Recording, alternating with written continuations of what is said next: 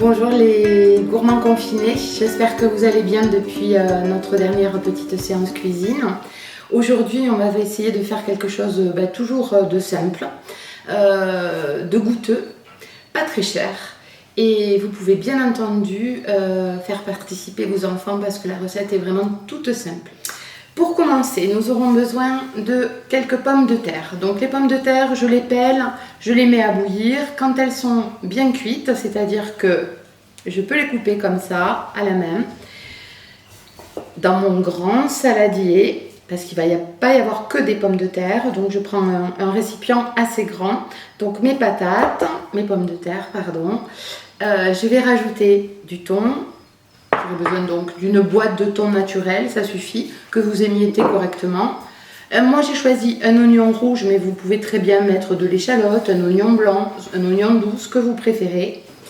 Vous allez également avoir besoin d'un œuf pour réaliser cette recette, de 100 g de farine et bien entendu ici un bon tour de moulin à poivre généreux, un peu de persil. Si vous avez du persil frais, c'est encore mieux, bien entendu.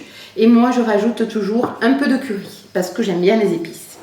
Donc, première chose, on va s'amuser à broyer, comme ceci, nos pommes de terre, comme pour en faire une écrasée, une purée. Mais il faut quand même qu'on garde quelques morceaux. Il ne faut pas qu'elle soit totalement lisse. Vous allez voir pourquoi. Je rajoute l'œuf. Je vais d'abord le battre un petit peu, mélanger le jaune et le blanc correctement dans mon petit récipient.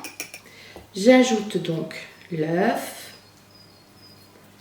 Je vide bien mon petit récipient. Je malaxe à nouveau. C'est très tactile hein, comme recette, je vous l'accorde. Donc ça pourrait, je crois, vraiment plaire aux enfants. Je rajoute à nouveau les miettes de thon. Je ne laisse pas périr. Hein. Rien du tout au fond du petit bocal. Je malaxe à nouveau à la main, avec des gants, hein, bien entendu. Pour que ça reste très hygiénique, tout ça. Surtout en ce moment.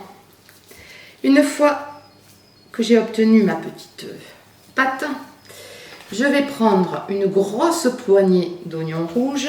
Je vais l'émincer comme ceci. Voilà. Je veille à ce que, vous savez, à ce que ça ne reste pas comme ça, mais plutôt vraiment en lamelles, pour que ce soit plus agréable tout à l'heure quand on le dégustera. Enfin, vous ne serez pas là, malheureusement. Mais bon, on se reverra bientôt, j'espère. Tout est question de jour à présent. Je vais rajouter, maintenant que vous voyez, il reste quand même quelques morceaux. C'est pas une purée, hein. C'est... il y a quelques petits morceaux. Je rajoute donc la farine et je malaxe à nouveau. Je me lave les mains, quand même, c'est plus agréable. Mais qu'est-ce que tu fais? Je vais rajouter quand même des ingrédients très importants, à savoir du persil. Donc si vous avez du frais, surtout n'hésitez pas. Moi je n'ai pas trouvé, mais peut-être que vous dans votre jardin vous en avez. J'en avais, mais hélas il n'y en a plus. Et je rajoute aussi le curry. Bon, moi j'aime beaucoup le curry, donc voilà. Je vais en mettre, on va dire, quelques bonnes pincées. Et je remue à nouveau le mélange pour bien répartir les saveurs du curry notamment, du persil, de l'oignon, de thon, de la pomme de terre.